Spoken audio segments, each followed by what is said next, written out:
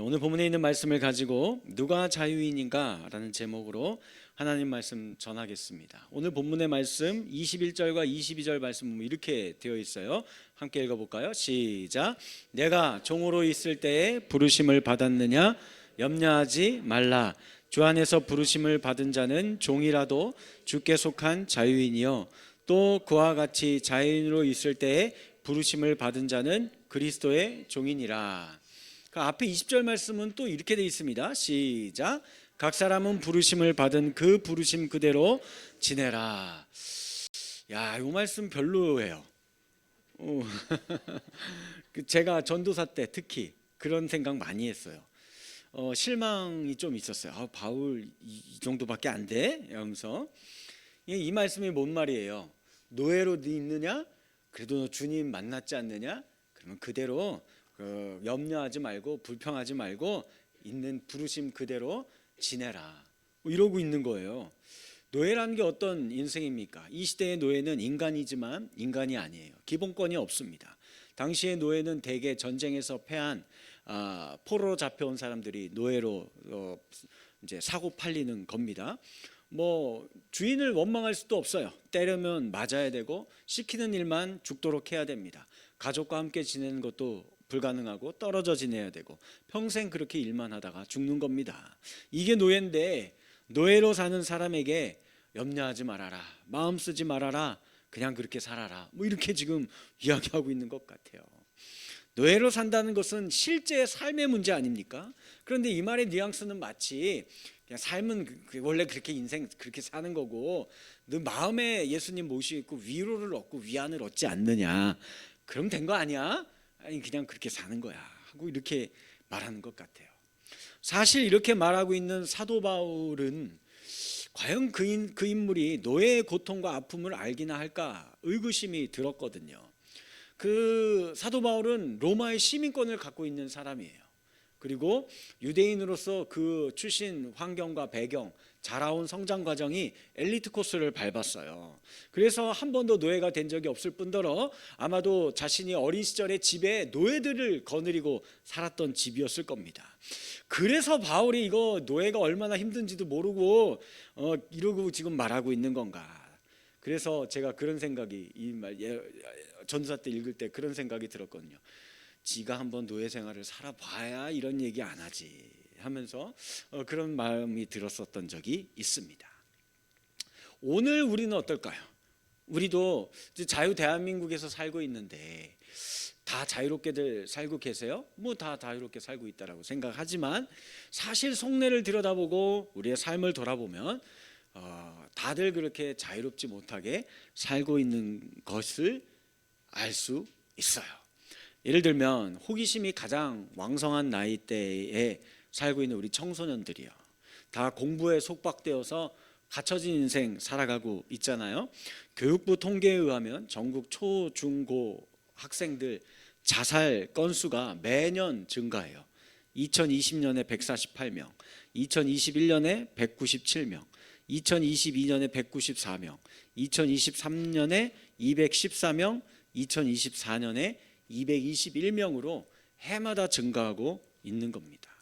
또 이 친구들에게 우울감에 대한 것을 경험한 게 있나 조사를 해봤어요. 그러니까는 근 1년간 한 2주 정도는 내가 내 일상생활이 감당이 안 될 정도로 절망감, 좌절감, 우울함 이런 거에 느껴서 정말 그런 안 좋은 생각들에 한 적이 있느냐 물어봤는데 이것도 계속 뭐 한 25%에서 27% 거의 그러니까 3명 중에 1명꼴 뭐 4명 중에 1명꼴로 다 이런 생각 해본 적 있다 이렇게 얘기를 하고 있어요. 문명은 발달하는데 그러면 우리 모두 다들 이제 질병 치료 안 하고 병원 신세 안 지고 다들 건강하게 잘 살고 계시죠? 근데 사실은 보면 그렇지 않거든요. 갈수록 뭐 이상하게 더 병원 치료 많이 하고 질병 많이 겪어요. 우리 대한민국이 1인당 병원 방문 횟수가 OECD 국가 중에 1위예요. 1위. 물론 이게 무슨 좀 반대급부로 생각하면 그만큼 좀 이렇게 보험 시스템이 아직은 이렇게 병원 갈만하다 이런 것도 있기도 하지만 어쨌든지 간에 사람들이 아프니까 가는 거 아니겠습니까? 잔병 치레가 너무 많아요. 또 회사에 다니고 열심히 일하고 있는 우리 일반 성인들, 회사에 다람쥐 쳇바퀴 돌듯하며 늘 그것에 매여서 출근하며 퇴근하며 살아가고 있죠. 윗사람 눈치 봐야 되는데 또 새로 들어온 부하 직원들, MZ 세대들 여기도 만만치 않아요. 어떻게 다뤄야 할지를 모르겠는 겁니다. 쥐꼬리만한 월급에 매여서 아무런 희망 없이 살아가고 있는 비정규직 우리 젊은이들도 있어요. 비정규직이라도 취업이 됐으면 다행이게요. 취업이 안 돼서 여전히 계속 여기저기 취업 원서 내면서 알바를 여기 하면서 전전긍긍하며 살아가는 우리 청년 실업자들도 너무 많아요. 이런 사람들의 삶이 과연 자유로울까요? 그러면 자영업자들은 좀 자유롭겠네요. 내 사업하는 거니까. 과연 그렇습니까? 아니죠. 고객이 왕이에요. 그리고 요즘은 전부 다 이 배달 어플을 통해서 장사해야지만 먹고 사는 이런 시스템 구조가 되어버렸잖아요.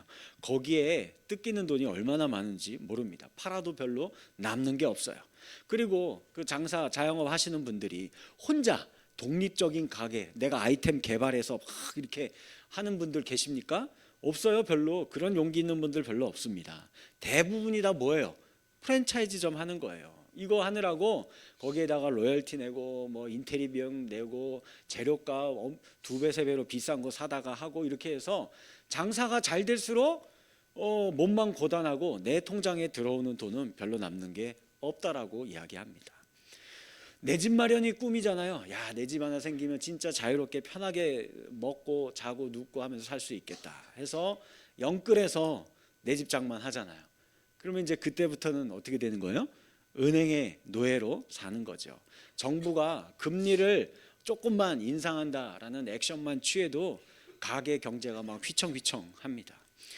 우리 전 세계적으로 눈을 돌려보아도 마찬가지인 것 같아요. 자유를 누리는 국가들 과연 몇이나 될까요?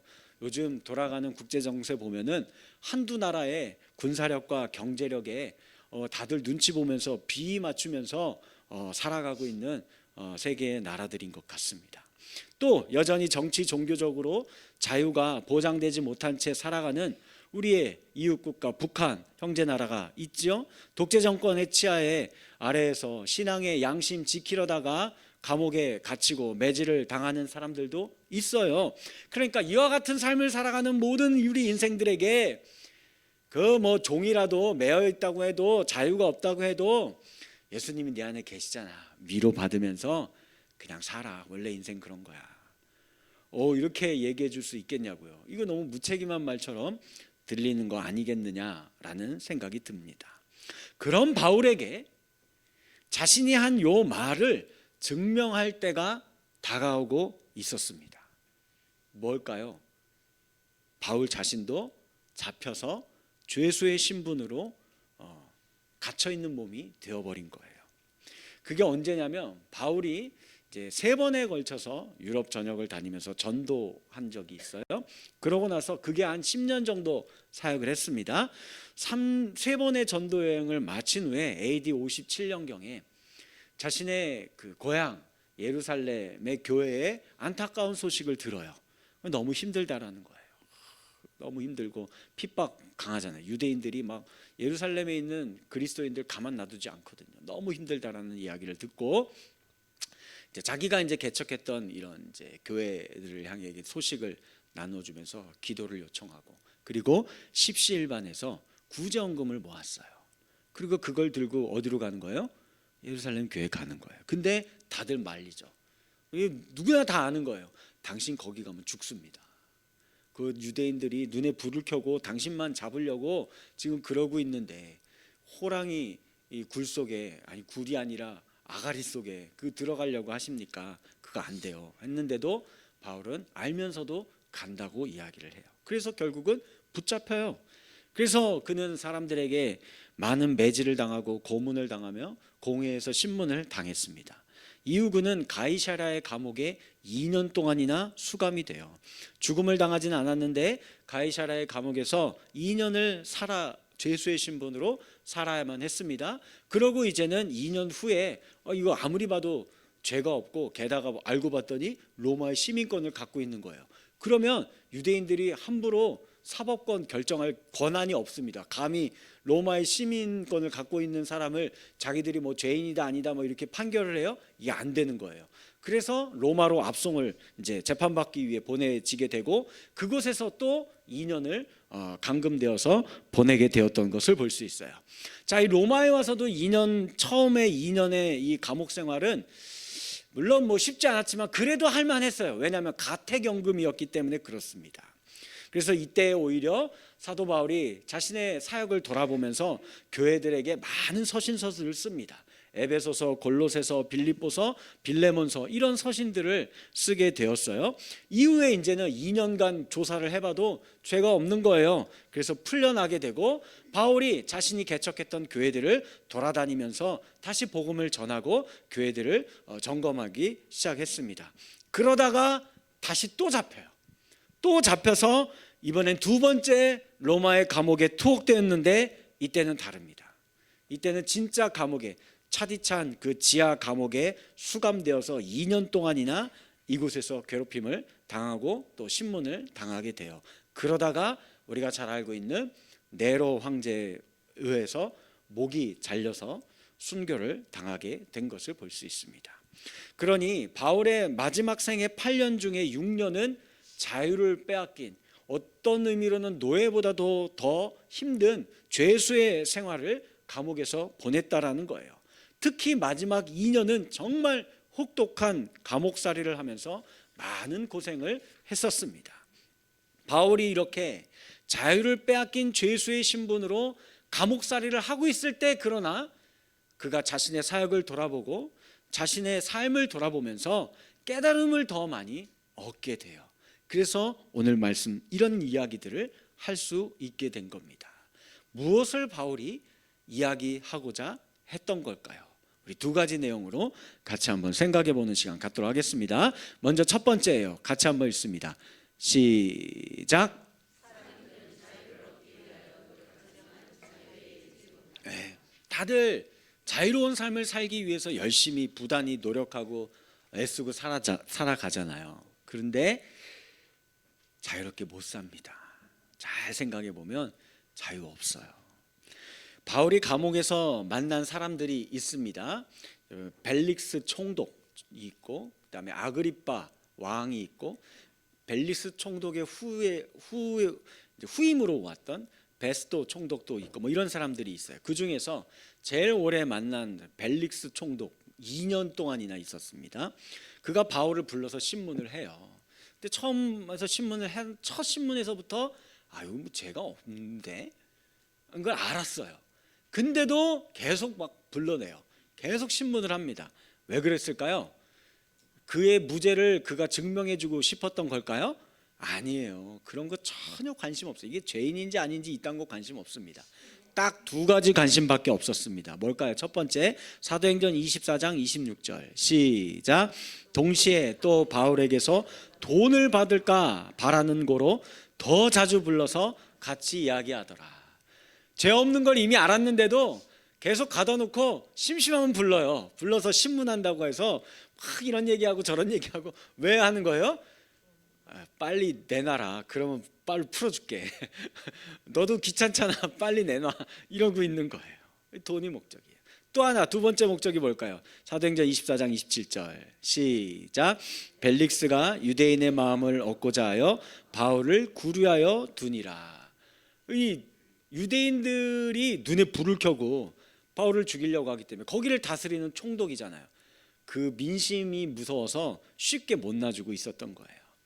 돈과 자기가 다스리고 있던 유대인들의 민심을 얻기 위한 것이었을 뿐입니다.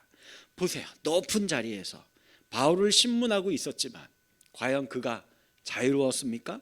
자유가 없어요. 벨릭스는 사실 해방노예 출신이에요. 해방노예란 뭐냐면 노예였는데 로마에는 그런 시스템이 있어요. 돈만 많이 내면 노예에서 해방시켜 줍니다. 시민권도 돈 많이 내면 살 수 있어요. 그렇게 해서 노예에서 해방되고 시민권도 따고 총독의 자리까지 올라간 거예요. 그러니까 그가 얼마나 정치적인 인물이며 돈을 정말 중요시 여기는 인물인지를 알 수 있는 거예요. 그래서 저렇게 행동했던 거예요. 노예에서 해방되어 총독의 자리까지 올라갔지만 그가 자유롭습니까? 아니에요. 언제 이 자리 뺏길까? 전전긍긍하죠. 사실 바울과 몇 번 이야기를 나눈 후에 그에게 아무런 죄가 없다라는 것을 알면서도 왜 2년 동안이나 감옥에 가두어 두었던 걸까요?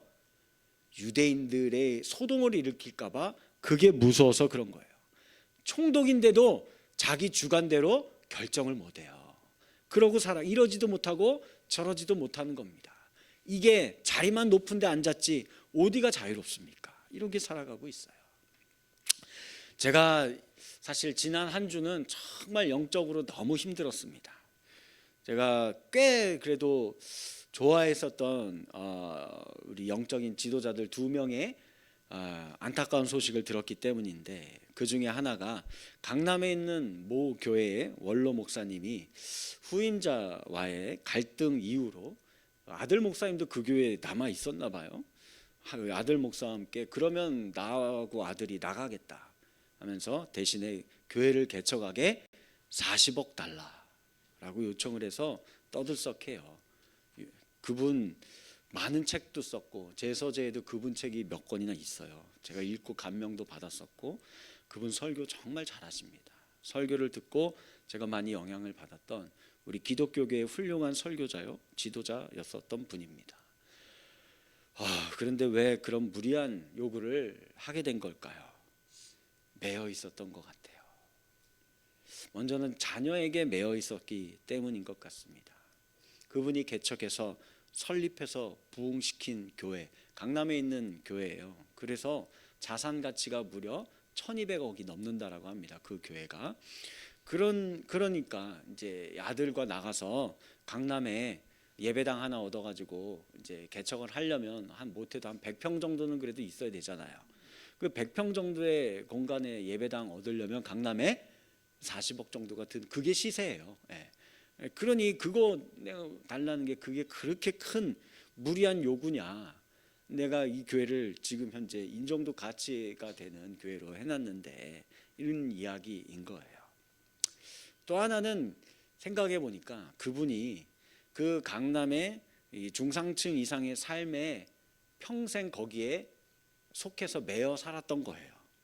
그분이 살고 있는 아파트의 값어치가 40억이 넘는다라고 해요. 잠실, 송파 여기에 있는 그 신축 아파트, 큰 아파트들 생각해 봐요. 그 이상 넘어가요, 다 가격이. 그리고 그 교회에 다니는 성도들이 대부분 그런 집에, 그보다 더 비싼 집에 살고 있는 그런 분들인 거예요. 그런 분들과 늘 이야기하고, 그런 분들이 내놓는 고충 그거 상담하고, 거기에다 그분들에 해당되는 설교를 하고, 그러면서 평생을 목회를 하셨으니 그 동네의 상식으로는 40억이 과하지 않다라는 이런 말이 나오게 된 겁니다. 저도 생각을 해봤어요. 우리의 삶을 돌아봤습니다. 저라고 다를 바가 있을까 하는 생각이 듭니다. 그래서 다시 한번 또 저도 제가 만약에 우리 교회가 여기가 이제 막 개발이 되고 뭐 신도시처럼 이렇게 호메실동보다 더 막 개발이 되고 교회가 부흥하게 되고 교회 자산이 막 가치가 늘어나게 되고 그랬을 때 저는 이런 실수를 안 할까? 자신 없습니다. 그래서 제가 제 아내에게 그런 이야기를 한 적이 있어요. 그러니까 이거는 절대로 이렇게 못하게, 나갈 때 1원 한 푼도 받지 말고 나가자마자 이 교회에 아무런 영향 끼치지 못하게 전화번호도 바꿔버리고 아무도 알려주지 말고, 그리고 우리 이제 순교적인 삶을 살지 않으면, 성육신적인 삶을 살지 않으면 살 수 없는 그 선교지에 가서 우리 아무도 모르게 거기서 생을 마감하자, 이렇게 이야기를 나눴어요. 이게 저의 바람이고 소원입니다. 정말 그렇게 생을 마지막 마침표를 찍고 싶은 마음이 있는데 몰라요. 그게 그렇게 될지 안 될지. 왜 그럴까요? 우리 안에 이 죄성이 있기 때문에 그래요. 평안한 삶, 안락한 삶에 점점 물들어가서 광야를 잃어버리고 있습니다. 초막절의 은혜를 망각하고 살아가고 있는 거예요. 원래 우리가 아무것도 가진 것 없는 나그네 인생이었다는 것을 잊어버려요. 내가 누리고 살고 있는 이 모든 게 원래 내 거라고 착각하면서 그러고 살아가고 있기 때문에 탐욕의 몬스터로, 괴물로 변해가고 있는 것 같습니다. 세상은 우리에게 온갖 교묘하고 달콤한 사탕으로 우리를 옭아매려고 합니다. 에스키모인들이요, 늑대를 사냥하는 법이 있대요. 그게 뭘까요? 칼에다가 동물의 피를 묻혀서 꽂아 놓습니다. 그러면 늑대가 후각이 발달해 있잖아요. 멀리서 피냄새를 맡고 찾아와서 칼날로 혀를 한번 핥아요. 한번 핥으면 끝난 거예요.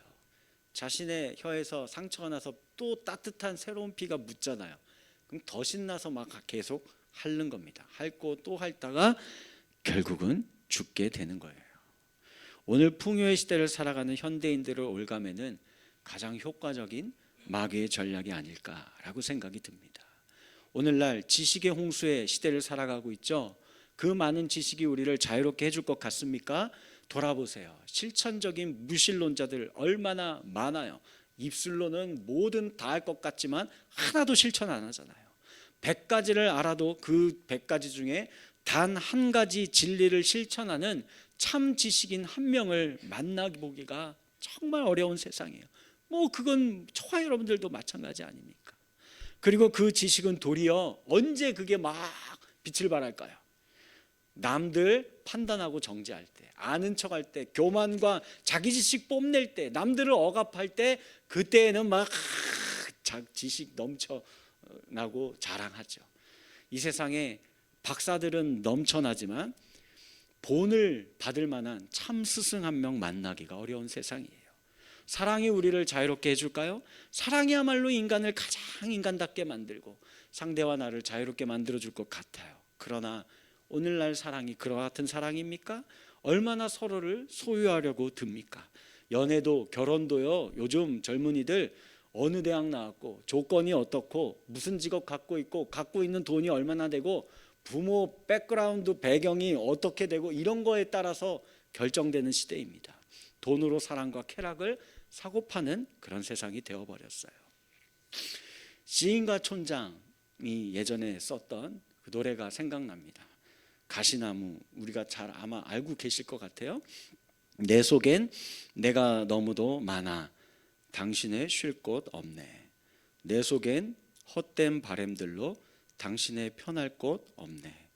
내 속엔 내가 어쩔 수 없는 어둠, 당신의 쉴 자리를 뺏고, 내 속엔 내가 이길 수 없는 슬픔, 무성한 가시나무 숲 같네. 우리 안에 이 내 탐욕과 욕심이 너무 가득 메어져 있기 때문에 상대방을 내가 품어주고 이렇게 할 빈자리가 없는 거예요. 그러면서 서로 상처만 입히고 살아가는 우리네 각박한 인생인 것 같습니다. 잘 생각해 봅시다. 권력을 잡음으로 자유롭게 되기를 원했는데 결국 권력의 노예가 돼요. 돈을 벌어서 자유롭게 살고 싶은데 돈의 노예가 됩니다. 과거 우리 1980년대보다 지금 얼마나 대한민국 사회에 돈이 차고 넘칩니까? 그러나 그때보다 여유가 없는 삭막한 세상이 되어버린 거 우리 너무 잘 알고 있어요. 지식이 우리를 자유롭게 해준다고 믿는 사람들 결국 지식의 노예가 됩니다. 사랑을 한다 한들 잠시뿐 다시 사랑으로 상대방을 속박시키려고만 드는 걸 볼 수 있어요. 왜? 도대체 우리 인생 왜 이렇게 됐을까요? 우리의 자유를 얽아매는 진짜 원인을 모르고 있기 때문에 그래요. 우리를 억압하고 속박하는 것은 우리 안에 있는 죄라고 하는 것이 우리를 옭아매고 있다는 것을 여러분들 기억하셨으면 좋겠습니다. 요한복음 8장 34절 말씀 보면 이렇게 되어 있어요. 죄를 범하는 자마다 죄의 종이라. 또 로마서 6장 16절에는 이렇게 되어 있습니다. 함께 읽을까요? 시작. 너희 자신을 종으로 내주어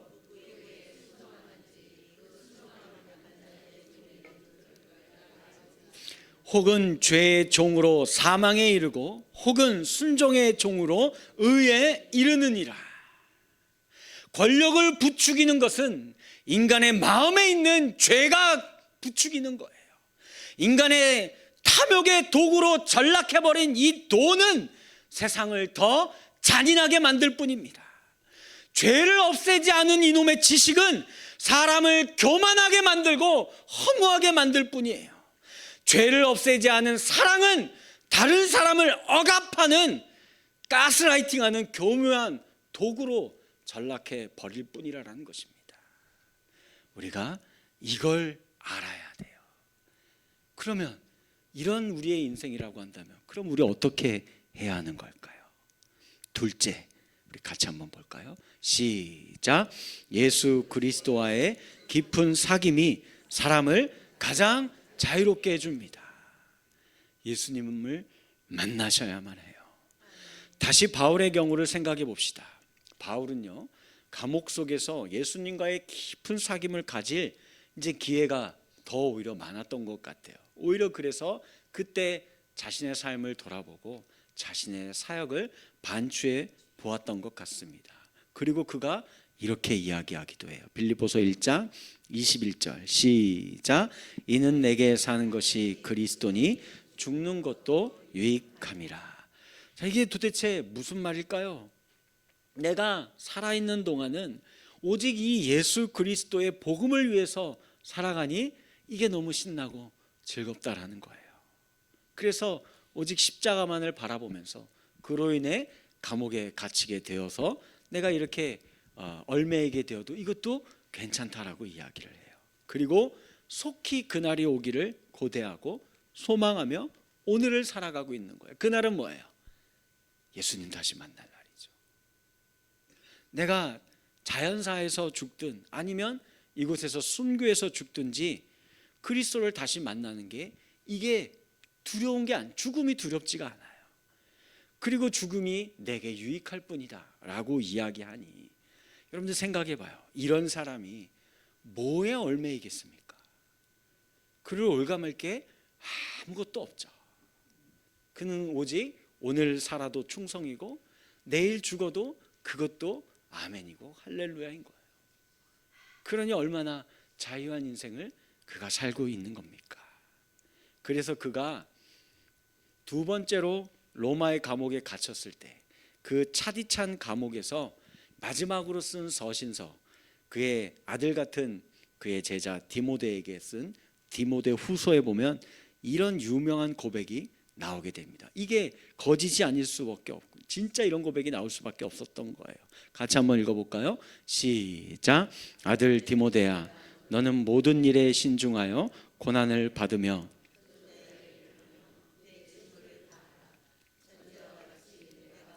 부어지고 나의 떠날 시각이 가까웠도다. 나는 선한 싸움을 싸우고 나의 달려갈 길을 마치고 믿음을 지켰으니 이제 후로는 나를 위하여 의의 면류관이 예비되었으므로 주 곧 의로우신 재판장이 그날에 내게 주실 것이며 내게만 아니라 주의 나타나심을 사모하는 모든 자에게도 니라. 아멘. 바울이 이렇게 이야기할 수 있었던 게 그가 우리와는 다른 종자였던 걸까요? 특별한 사람이었기 때문에 바울이니까 이게 가능한 걸까요? 아니에요. 그도 우리와 똑같습니다. 그도 사실 사형 내내 괴로워했어요.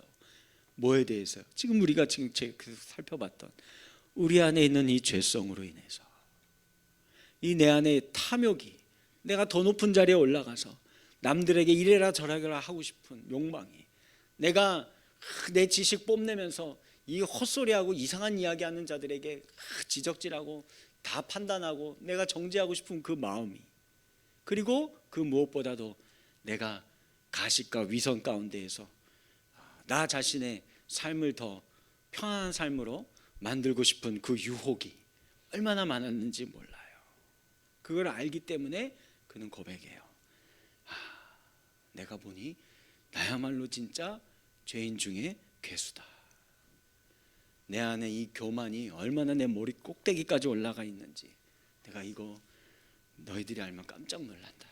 근데 내가 나 맨날 그거 갖고 싸우고 있다. 또 똑같이 얘기하는 거예요. 주님 앞에 나아가 오라 나는 공고한 사람이로다. 이 사망의 몸에서 누가 나를 건져내랴. 그 예수님 앞에 날마다 이 자신의 죄된 삶을 내려놓고 하나님 도와주세요. 하나님 도와주세요. 이거 어떻게 해야 합니까? 늘 그 죄와 싸웠던 사람이었어요. 그래서 그가 그것을 알기에 자기 안에 있는 죄가 얼마나 큰지를 알기 때문에 그는 어떻게 할 수밖에 없었던 거예요. 예수님께 나아갈 수밖에 없던 거예요. 예수님을 의지할 수밖에 없었던 겁니다. 오직 예수님의 도우심을 간구할 수밖에 없었던 겁니다. 그로 인해서 죄를 이길 수 있는 능력이 생기고 세상의 모든 염려를 하나님께 맡기고 그에게 맡겨진 사역을 이렇게 충성으로 끝까지 감당할 수 있었던 것입니다. 말씀을 맺도록 하겠습니다.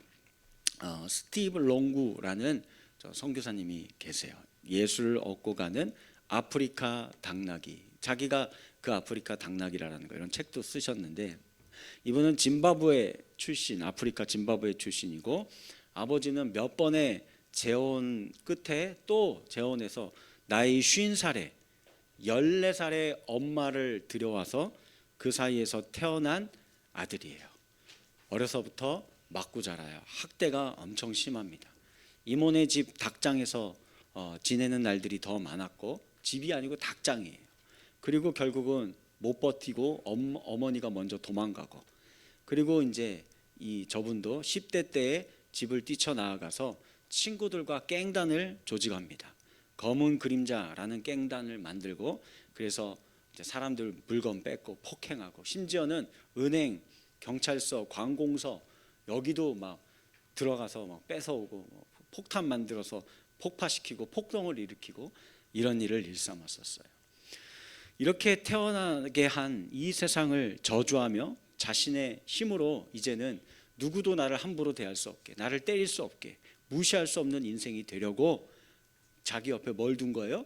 총을 두고 폭탄을 두고 돈을 쌓아놓는 인생을 추구했었던 겁니다. 그러던 어느 날 한 기독교 집회에 헌금 많이 들어온다라는 정보를 받고서는 거기 또 털러 가야겠다. 그래서 폭탄을 설치하고 헌금을 강탈해 갈 계획을 세우고 먼저 잠입해 있었어요. 예배 드리고 있잖아요.